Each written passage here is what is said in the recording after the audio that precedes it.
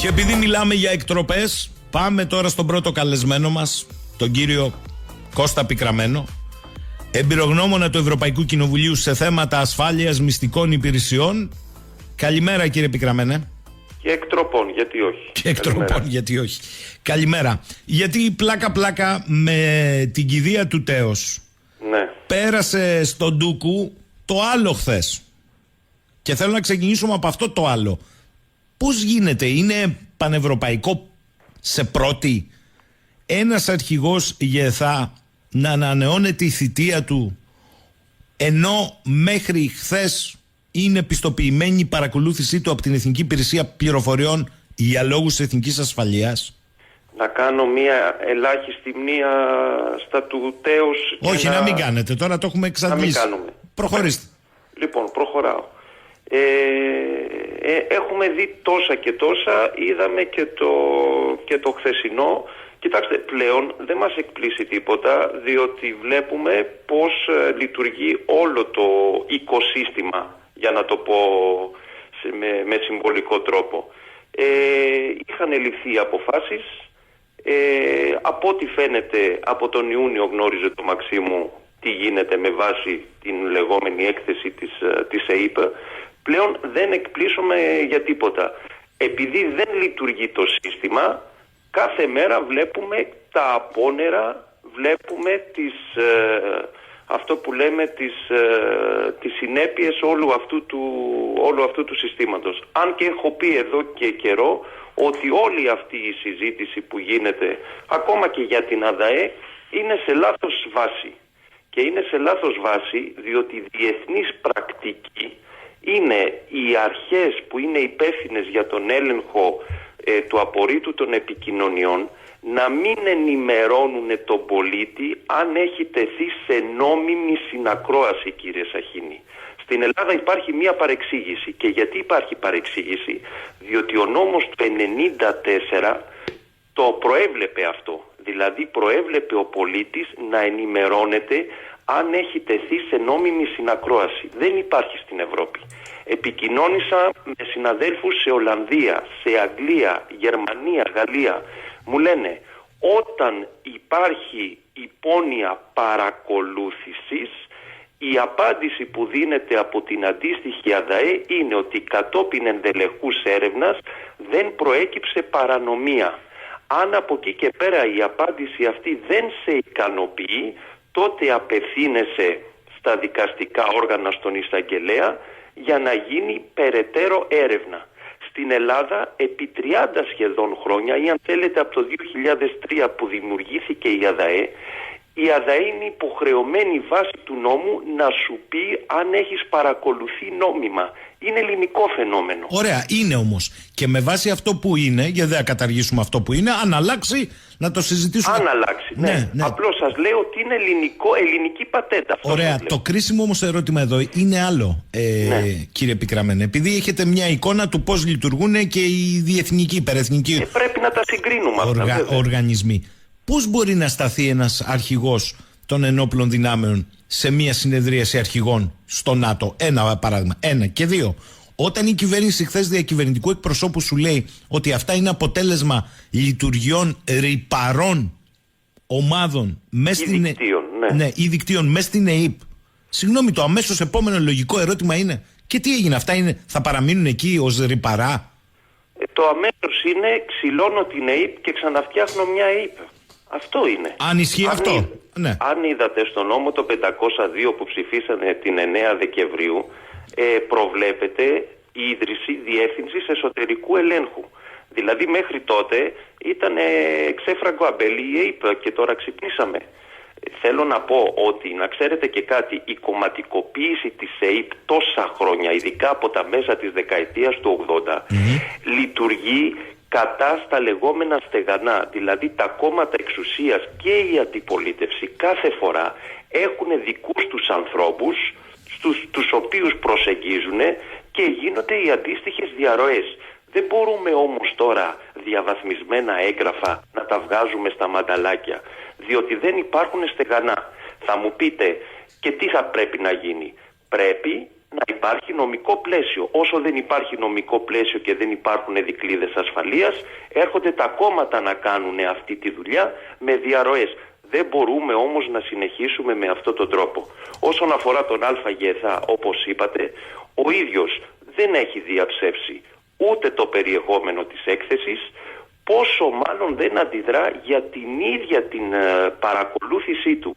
Αυτό δείχνει ότι στην Ελλάδα, όχι μόνο απλός πολίτης, γιατί το συζητήσατε με τον κύριο Κοντιάδη εχθές, αλλά βλέπετε και κρατικοί αξιωματούχοι, ακόμα και στα ανώτατα πόστα, δεν νιώθουν ότι η παρακολούθησή τους για 1, 2, 3, 4, 5 μήνες είναι κάτι το οποίο είναι εκρηκτικό, μπορεί να προκαλέσει δηλαδή μια τεράστια αντίδραση. Το αποδέχονται μυρολατρικά, διότι βάζουν άλλα συμφέροντα και άλλες προτεραιότητες, προσωπικές, συντεχνιακές, επαγγελματικές, σε αυτό το επίπεδο. Δεν είναι όμως νοοτροπία αυτή πολίτη μιας δημοκρατίας. Δεν μπορούμε να συνεχίσουμε έτσι. Τι κλίμα μπορεί να δημιουργείται στις ηγεσίες άλλων χωρών μελών του ΝΑΤΟ, στρατιωτικές ηγεσίες, για την ελληνική στρατιωτική ηγεσία? Καλά, μέχρι να πάμε εκεί, να σας πω ότι το κλίμα μέσα στους στρατιωτικούς και ειδικά στους απόστρατους είναι εκρηκτικό, διότι λαμβάνω και εγώ πληροφορίες. Το πρόβλημα είναι ότι υποτίθεται ότι ο ηγέτης του στρατεύματος είναι αυτός ο οποίος επιβάλλει και μέσα από την προσωπική του συμπεριφορά και δράση αυτό που ονομάζουμε πειθαρχία και νομιμότητα. Αν ο ίδιος λοιπόν αποδέχεται έκνομες ενέργειες, πώς θα υποδείξει στους υφιστάμενους του ότι πρέπει να τηρούν τον νόμο και το Σύνταγμα? Από εκεί και πέρα καταλαβαίνετε ότι οι πρεσβείες στην Αθήνα κάθε μέρα κάνουν αυτό που λέμε αποσελιδοποίηση. Δηλαδή ενημερώνονται, μεταφράζουν και προωθούν στα αντίστοιχα επιτελεία του εξωτερικού τα αντίστοιχα πληροφοριακά δελτία. Λοιπόν, από εκεί και πέρα το πώς θα τον βλέπουν από εδώ και πέρα στις διάφορες συνεδριάσεις, νομίζω όλοι μπορούμε να το καταλάβουμε. Πείτε μου και κάτι ακόμη, σας παρακαλώ πάρα πολύ. Σε σχέση με την Τουρκία, τι μπορεί να λέει αυτό? Διότι υπάρχει και η αφήγηση ότι χτυπάνε τον αρχηγό ΓΕΘΑ, διότι είναι αυτός που βάζει, εγώ φαντάζομαι ότι όλες οι ενόπλες δυνάμεις βάζουν, αλλά εν πάση περιπτώσει βάζει μπέτη απέναντι στην Τουρκία. Άρα κάθε βολή κατά του αρχηγού ΓΕΘΑ είναι πλήγμα στο αξιόμαχο. Εντάξει, αυτοί τώρα, κοιτάξτε, ενός κακού μοίρια έποτε. Μπορούν να βγουν να πούνε και ότι ο Βαξεβάνης είναι πράκτορας της ΜΙΤ και κάθε Κυριακή βγάζει εξώφυλλα γιατί κάνει ψυχολογικό πόλεμο κατά των ενόπλων δυνάμεων. Τώρα σε αυτή την κουβέντα θα μπούμε, είναι αστιότητες αυτά. Το θέμα είναι ότι από τη στιγμή που εμείς κάβουμε το λάκκο μας, δεν έχουμε νομοθετικό πλαίσιο, έχουμε μία ΕΕΠ η οποία λειτουργεί περισσότερο ως η κουτσομπόλα της γειτονιάς αντί για να είναι μία εθνική υπηρεσία πληροφοριών, από εκεί και πέρα καλώς τα παθαίνουμε. Και φυσικά οι Τούρκοι όχι μόνο τρίβουν τα χέρια τους, αλλά βλέπουν μέσα από αυτό τον όγκο των καθημερινών πληροφοριών που βγαίνει στα ΜΜΕ πώς λειτουργεί εσωτερικά το σύστημα στην Ελλάδα. Δεν χρειάζεται να στρατολογήσουν πράκτορες, αρκεί να διαβάζουν κυριακάτικες εφημερίδες. Λέει εδώ ο φίλος ο Σάκης, κύριε Πικραμένε, εδώ η αντιπρόεδρος του Ευρωπαϊκού Κοινοβουλίου, η κυρία Εύα Καηλή, Κοροπίτη, λέει εδώ, έκανε ό,τι έκανε. Εδώ όμως το ξεχνάνε, η Ευρωπαϊκή είναι στο σπίτι μας και είναι προέκταση του κράτους. Αν γίνει μια στραβή, πολύ στραβή, το γουδί, λέει, θα τους χωρέσει όλους αυτούς τη φορά αυτή? Ναι, ωραία. Μάλιστα. Και μιας και τέθη εδώ, εχθές είχαμε και την ανακοίνωση ενός προστίμου στη μία από τις εταιρείες με το παράνομο λογισμικό. Την Ιντελέξ, από την ΑΔΑΕ. Από την ΑΔΑΕ. 50.000... Όχι από την ΑΔΑΕ, από την Αρχή Προστασίας Προσωπικών Δεδομένων. Είναι άλλη αρχή. Μάλιστα, από την Αρχή Προστασίας Προσωπικών. 50.000 ευρώ. Ναι. Ναι, 50.000 είναι αυτό που λέμε το πασατέμπο. Πριν από λίγο βγήκε είδηση, δεν ξέρω αν έχετε ενημερωθεί, ο Ντίλιαν, ο επικεφαλής της Ιντελέξα, έχει λάβει την απόφαση, το σκέφτεται, να κάνει τη λεγόμενη σύμπτυξη. Τι σημαίνει στα στρατιωτικά σύμπτυξη? Οργανωμένη οπισθοχώρηση προς Τελ-Αβίβ. Μαζεύω δηλαδή τις θυγατρικές της Ιντελέξα που βρίσκονται σε 3-4 χώρες στην Ευρώπη και επιστρέφω στο Ισραήλ υπό καθεστώς ελέγχου από το Ισραηλινό Υπουργείο Άμυνας που ελέγχει τη λεγόμενη νομοθεσία για τις εξαγωγές, διότι βλέπει πλέον ότι η κατάσταση έχει ξεφύγει και δεν μπορεί να κάνει τις business του όπως τις είχες προβλέψει. Οπότε ενδεχομένως να επιστρέψει στη φωλιά του ο κύριος Δίλιαν.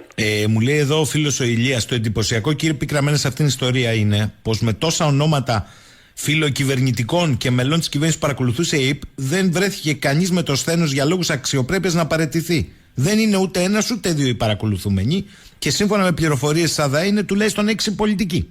Ναι, το επαναλαμβάνω, είναι η νοοτροπία που υπάρχει, είναι με παρακολουθούσαν για ένα διάστημα, αλλά από εκεί και πέρα οι προτεραιότητες μου, τα προσωπικά μου συμφέροντα, οι καριέρες μου έχουν μεγαλύτερη αξία από την παραβίαση της ιδιωτικότητάς μου. Ξέρετε, υπάρχει κόσμος ο οποίος έχει άλλη ιεραρχία στις αξίες του. Δεν θέλει να μπει σε αυτή τη διαδικασία, διότι νομίζει ότι θα έχει περισσότερο χάσιμο από κέρδος. Είναι άλλοι που το βάζουν μπροστά.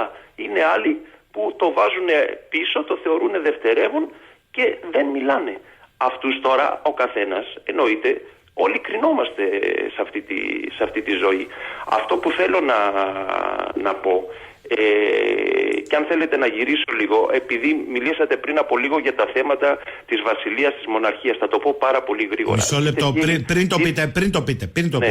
πριν το πείτε, μην φύγετε από το θέμα, διότι δεν φεύγω, είναι στο θέμα ακριβώς. Υπάρχουν ερωτήματα εδώ. Λέει κάποιος εδώ, Γιάννης από την Αθήνα, και θα το πείτε μετά αυτό. Κύριε Πικραμένε, αν σε οποιαδήποτε άλλη νατοϊκή χώρα ο κυβερνητικός εκπρόσωπος δήλωνε ότι εντός των μυστικών υπηρεσιών της χώρας, στην ΑΕΠ, υπάρχουν και δρούν ρυπαρά δίκτυα, τι ενέργειες, τι κινήσεις θα περίμενε να δει κανείς για την εξυγίανση αυτών των δικτύων? Περίμενε μέσα σε ένα διάστημα 1, 2, το πολύ 3 εβδομάδων, από τη στιγμή που η ΑΕΠ είναι μια πάρα πολύ μικρή υπηρεσία. Μιλάμε για περίπου 800 άτομα όλη η ΑΕΠ. 400 άτομα είναι στις δύο υπηρεσίες κατασκοπίας και αντικατασκοπίας. Να εντοπίσουν ποιος κάνει τι είναι θέμα εβδομάδων. Δεν μιλάμε για τη CIA που έχει 20.000 προσωπικό. Μιλάμε για τη μικρή ΑΕΠ της Κατεχάκη, που σημαίνει ότι ή τους έχουν ήδη εντοπίσει και για δικούς τους λόγους δεν θέλουν να μπουν σε ιστορίες, διότι ενδεχομένως αν αρχίσεις και ξυλώνεις το pullover, στο τέλος δεν θα σου μείνει ούτε pullover, καταλαβαίνετε τι εννοώ. Λοιπόν, ή δεν έχουν τα μέσα και τους μηχανισμούς, τη διάθεση, τη βούληση, δεν ξέρω τι. Συνεχίζουμε με αυτή τη διαδικασία, ότι υπάρχουν ρυπαρά δίκτυα, όπως έλεγε και ο Έλληνας Πρωθυπουργός, κάπου υπάρχει το Πρεταντόρ, αλλά δεν μπορούμε να το βρούμε, τι να κάνουμε, είναι διεθνές φαινόμενο. Πείτε τώρα και αυτό που θέλατε να πείτε. Λοιπόν, ήθελα να πω ότι για τη μοναρχία, τη βασιλεία κλπ. Υπάρχουν χώρες όπως το Βέλγιο. Το Βέλγιο ξέρετε ότι είναι βασίλειο. Το Βέλγιο έχει βασιλιά. Μάλιστα. Λοιπόν, το Βέλγιο δεν είναι που έχει τον εισαγγελέα που έπιασε την Καηλή και τους Ιταλούς και τη γίδα στην πλάτη? Τι θέλω να πω? Ότι έτερον εκάτερον. Μπορείς να έχεις και βασιλιά, αλλά να έχεις και κράτος δικαίου. Μπορεί να έχεις και βασιλιά, ο οποίος να σου δίνει υπεραξία όσον αφορά τον τουρισμό σου, τις επενδύσεις σου. Στην Ελλάδα πέσαμε στην περίπτωση. Είχαμε βασιλεία η οποία λειτουργούσε ενάντια στα εθνικά συμφέροντα. Δεν είναι από μόνος του ο θεσμός ο οποίος είναι, αν θέλετε, αντιδημοκρατικός, που είναι αντιδημοκρατικός, αλλά σε άλλες χώρες λειτουργεί με παραγωγική δράση και ουσιαστικά αφήνει το κράτος να οργανωθεί και να λειτουργεί ως κράτος δικαίου. Τι ωραία που το λέτε, αλλά δεν είναι μόνο έτσι, με συγχωρείτε, γιατί και οι Βέλγοι βασιλείς μια χαρά σφάζαν στο Κονγκό. Ναι, θέλω να πω για την ίδια τους τη χώρα μέσα ότι το Βέλγιο δεν είναι μια μπανανία. Το Βέλγιο λειτουργεί ως δημοκρατία, άσχετα αν έχει βασιλιά. Η δικαιοσύνη είναι ανεξάρτητη. Δεν έχουμε παρέμβαση από τη μεριά της βασιλείας. Εγώ δεν είμαι υπέρ της βασιλείας. Μα να είστε ό,τι θέλετε, θέλω να πω ότι υπάρχουν βασιλιάδες οι οποίοι αφήνουν τη δημοκρατία να αναπτυχθεί και να οριμάσει και άλλοι που θεωρούν τη χώρα τη φλίκη τους. Αυτό λέω. Θέλω πριν κλείσουμε να σας ρωτήσω, επειδή φαίνεται ότι υπάρχουν εξελίξεις στο Ευρωπαϊκό Κοινοβούλιο. Να πούμε ότι αυτή την εβδομάδα έχουμε στο Στρασβούργο την Ολομέλεια. Πάμε για άρση ασυλίας. Δεν θα γίνει αυτή την εβδομάδα, θα κρατήσει ένα μήνα η διαδικασία. Μέσα Φλεβάρι πάμε για άρση ασυλίας του δεύτερου Ιταλού Ευρωβουλευτή και του Ταραμπέλα, ο οποίος είναι Ιταλικής καταγωγής αλλά Βέλγος. Και όπως πάμε νομίζω και για την άρση ασυλίας της κυρίας Σπυράκη για άλλο θέμα, για το θέμα της αμοιβής ενός συνεργάτη της. Από εκεί και πέρα η πρόεδρος του Ευρωπαϊκού Κοινοβουλίου μπαίνει σε μια διαδικασία 12 από ό,τι είδα μέτρων, προκειμένου να σφίξουν αν θέλετε τα λουριά. Είναι πάρα πολύ δύσκολο. 25.000 λομπίστες στις Βρυξέλλες, 1,5 δισεκατομμύριο ευρώ κάθε χρόνο οι εκστρατείες ενημέρωσης και επιρροής ευρωβουλευτών. Δεν λέω ότι είναι μαύρο χρήμα, λέω το χρήμα που διατίθεται για να προβάλλει κάθε συντεχνία τις απαιτήσεις και τα συμφέροντά της. Μάλιστα. Και τι γίνεται με την Επιτροπή του Ευρωπαϊκού Κοινοβουλίου, την περίφημη Πέγκα που προκύπτει από το Πέγκασους? Εσείς μας το είπατε. Ναι, ακριβώς. Έχουν κάνει μία σύσταση προς την Ευρωπαϊκή Επιτροπή προκειμένου να κληθούν Έλληνες αξιωματούχοι να δώσουν εξηγήσεις για το θέμα των παρακολουθήσεων, αλλά δεν νομίζω ότι αυτό το θέμα θα προχωρήσει. Είναι περισσότερο διαδικαστικό παρά ουσιαστικό. Αυτό που θέλω να πω για την αρχή προστασίας, για τα 50.000 που βάλανε πρόστιμο, να ξεκαθαρίσουμε κάτι, ότι η συγκεκριμένη αρχή καθυστέρησε πάρα πολύ, έτσι, καθυστέρησε 2 με 2,5 μήνες να πάει στην Ιντελέξα. Μάλιστα αντί να πάνε στην Ιντελέξα πήγανε στο λογιστή και ο λογιστής από το Χαλάνδρι τους έστειλε στο ελληνικό. Δηλαδή δεν είναι σοβαρά πράγματα αυτά και δεν ξέρω αν είναι λόγω έλλειψης πολιτικής βούλησης ή έλλειψης μέσων και προσωπικού. Όλες οι ανεξάρτητες αρχές στην Ελλάδα, κύριε Σαχίνη, μπορείτε να κάνετε μια εκπομπή για αυτό το θέμα, υποφέρουν από υποχρηματοδότηση, από στελέχη, από επιρρογνώμονες και εξωτερικούς συνεργάτες, που σημαίνει ότι πολλές φορές η αδυναμία είναι καθαρά δομική, άλλες φορές είναι πολιτικής βούλησης, αλλά επειδή θεωρούνται ανεξάρτητες αρχές, θεωρώ ότι έχουν δομικές αδυναμίες. Και το ίδιο συμβαίνει και με την ΑΔΑΕ.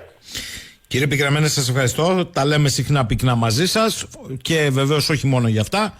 Καλή σας ημέρα. Μία τελευταία πληροφορία για όσους ενδιαφέρονται για τα θέματα των υπηρεσιών πληροφοριών. Μπορούν να μπουν στο YouTube και να δούνε το ντοκιμαντέρ του Al Jazeera, το οποίο προβλήθηκε πριν από 4-5 μέρες, για τις επιχειρήσεις της ΜΙΤ στην Τουρκία όσον αφορά συνεργάτες της Μοσάντ. Θα έχει ενδιαφέρον, Ναι, εννοείται ότι είναι στα αγγλικά και καταλαβαίνετε ότι είναι παραγωγή της ΜΙΤ, χρηματοδότηση δηλαδή της ΜΙΤ, το οποίο προβάλλεται στο καταρικό Al Jazeera. Και ονόν νοήτο.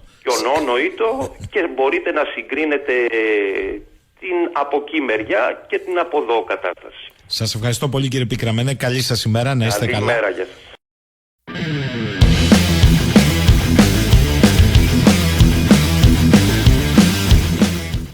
Μείνετε συντονισμένοι στο κανάλι του Σάβα Καλεντερίδη. Αν σας άρεσε το βίντεο, δυναμώστε τη φωνή μας. Πατήστε like, μοιραστείτε το περιεχόμενο, χτυπήστε το καμπανάκι για να σας έρχονται ειδοποιήσεις. Και μην ξεχνάτε, επισκεφτείτε το www.infognomopolitics.gr, την πηγή της ενημέρωσης.